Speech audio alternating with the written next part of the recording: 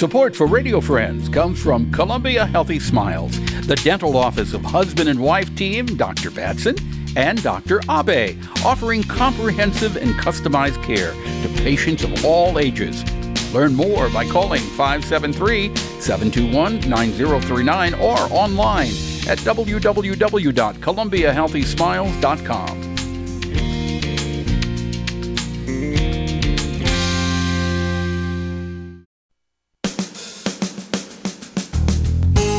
Good morning and welcome to Radio Friends on Wednesday, July the 19th. Good to have you with us today. We're in the midst of the summer season, and fruits and vegetables are abundantly available here in central Missouri.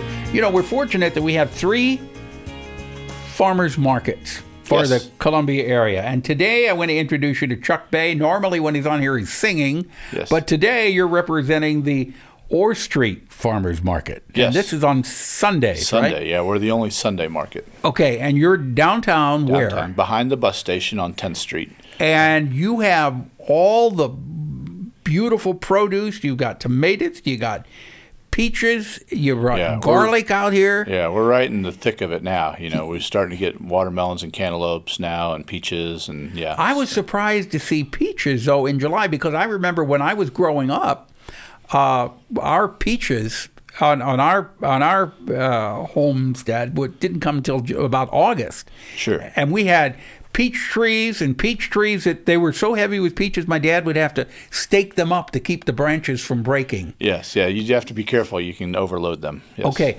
but you got some beautiful peaches out here from July. These are all from mid-Missouri? Yeah, in the Wellington area where these are from. So everything that is sold at the farmer's market is from this area? That's correct, yes. These big, massive tomatoes that you have.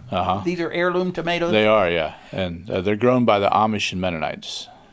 And they come in about when? Well, we've actually had them for a few weeks now. They start out in the greenhouses a little, you know, to preempt the season a little bit. And but we're now getting to the point where the field tomatoes are starting to become available. Now, can you taste the difference in the greenhouse tomatoes and the field tomatoes? Well, it depends. It has more to do with the way they're raised and how they're picked than it does with actually just being in a greenhouse. Yeah, because you know the tomatoes you buy in the store. Yeah, they're not very juicy at all. Yeah. Well, they're picked very green. That's what it is. To transport for however far they've got to go, they have to pick them so that they won't be just a pile of goo when they get there. And they don't have that deep red. Then besides the produce, you got some crafts over here.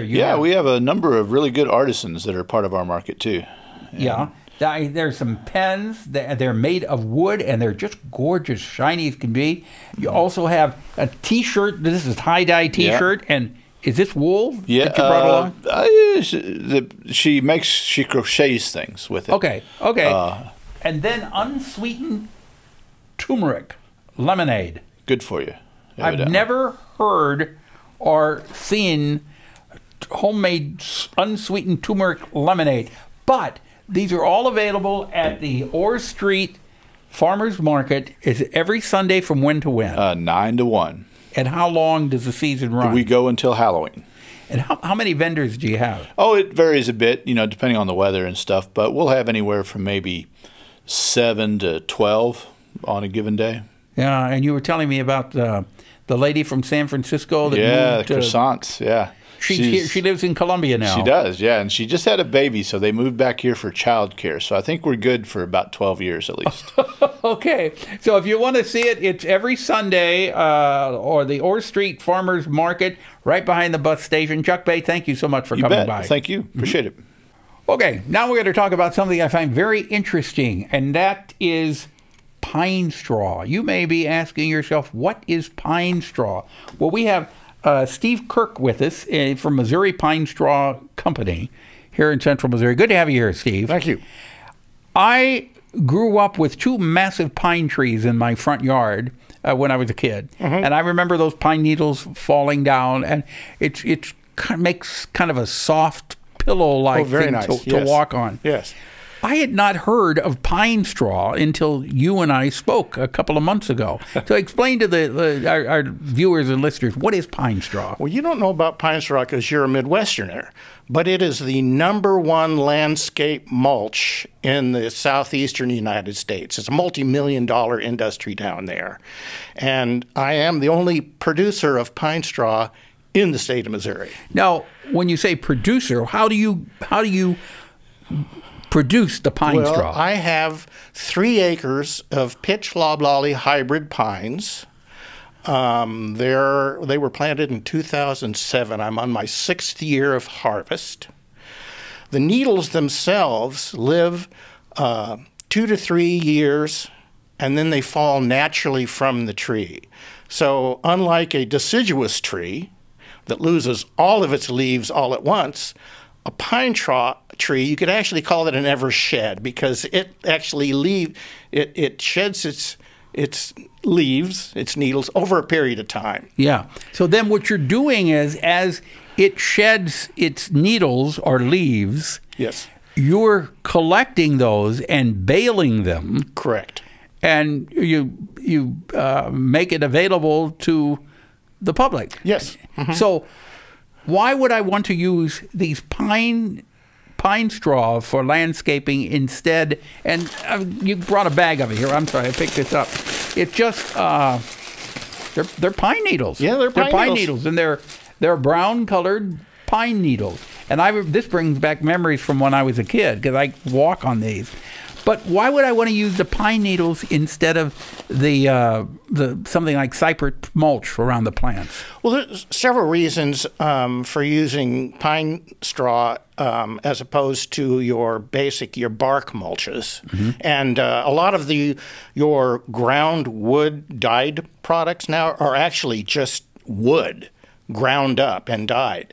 And the wood and the bark trap a lot of nutrients until they break down. Mm-hmm. And the bark in particular is heavy with calcium.